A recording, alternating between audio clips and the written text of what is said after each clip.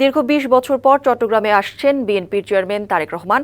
আগামীকাল নগরের পলো গ্রাউন্ড মাঠে আয়োজিত সমাবেশে প্রধান অতিথি হিসেবে তার বক্তব্য দেওয়ার কথা রয়েছে। সমাবেশের প্রস্তুতি সবশেষ খবর জানবো। চট্টগ্রাম থেকে যুক্ত হচ্ছেন সহকর্মী মুজিবুল হক।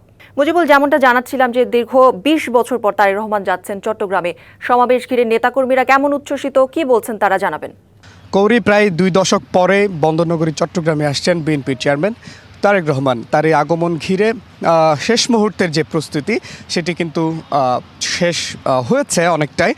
এখন যে মঞ্চ প্রস্তুতির কাজ সেটিও একেবারে শেষের দিকে। আমরা দেখছি যে সকাল থেকে পুরো মাঠ জুড়ে চট্টগ্রামের যে ঐতিহাসিক পলো গ্রাউন্ড মাঠ, সেই পুরো মাঠ জুড়ে নিরাপত্তা কর্মীরা, পরিচ্ছন্নতা কর্মীরা কাজ করছেন।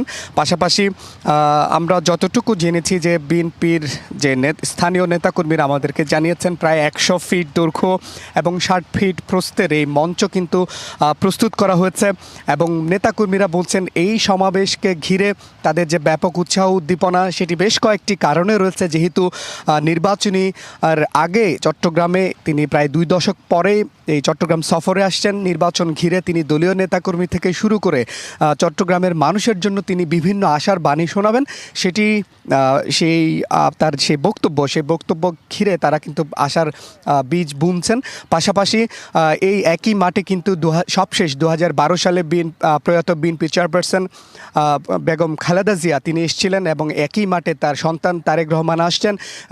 সব মিলিয়ে চট্টগ্রামের মানুষের যে জিয়া পরিবারের সাথে আলাদা একটি সংযোগ রয়েছে।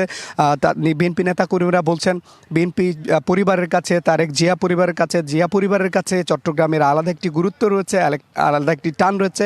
সেটিকে কেন্দ্র করে বিদেশ থেকে দেশে রেমিটেন্সের টাকা আসে নিরাপদে। তাই আজই আপনার এই চট্টগ্রামের মানুষের জন্য তারা জিয়া পরিবারের পক্ষ থেকে, বিশেষ করে দলের চেয়ারম্যানের পক্ষ থেকে কি আশার বাণী শোনানো হবে সেটির জন্য তারা আসলে মুখিয়ে আছেন।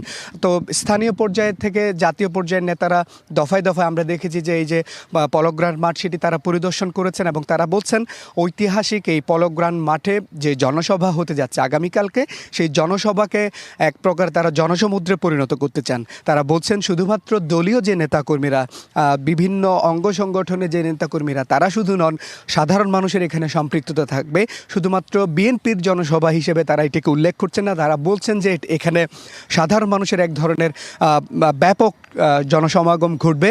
তারা আশা করছেন প্রায় ১০ থেকে ১৫ লাখ মানুষের এখানে জনসমাগম ঘটবে। এবং যেহেতু প্রায় ২ দশক পরে বিএনপির চেয়ারম্যান তারেক রহমান আসছেন আগামীকালকে, এবং তার এই আশাকে কেন্দ্র করে তাদের মধ্যে এক ধরনের উচ্ছ্বাস আছে, আনন্দ আছে।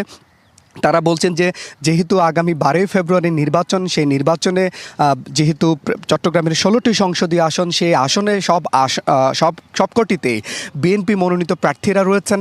তাদেরকে এই জনসভার মাঠ থেকে সাধারণ মানুষ এবং নেতাকর্মীদের মাঝে পরিচয় করিয়ে দেওয়া হবে এবং তাদেরকেই মূলত সেই আসনগুলো ঘিরে তাদের যে পরিকল্পনা সেটি তুলে ধরা হবে। তো সব মিলিয়ে এখন সবশেষ প্রস্তুতি সেটি চলছে। পাশাপাশি একটু নিরাপত্তার কথা দিয়ে মূলত তথ্য দিয়ে শেষ করতে চাই। তার এই যে সমাবেশ, তার যে আগমন তারেক রহমানের, সেটিকে ঘিরে নগর পুলিশের পক্ষ থেকে ব্যাপক নিরাপত্তা গ্রহণ করা হয়েছে, প্রায় ৩ স্তরের নিরাপত্তা ব্যবস্থা। এবং আজকে এবং আগামীকাল পুরো চট্টগ্রামে কিন্তু ড্রোন উড্ডয়ন নিষিদ্ধ করা হয়েছে। তো সব মিলিয়ে আজকে আমরা যতটুকু খবর পেয়েছি, আজকে সন্ধ্যা নাগাদ ৭টা ৩৫ বিমানযোগে তিনি চট্টগ্রামে আসবেন এবং আগামীকাল সকাল ১১টায় এই পলো গ্রাউন্ড মাঠে তিনি জনসভায় বক্তব্য রাখবেন। তো সব মিলিয়ে ছিল আমার কাছে চট্টগ্রাম থেকে খবরাখবর। কৌরি। মুজিব, ধন্যবাদ আপনাকে।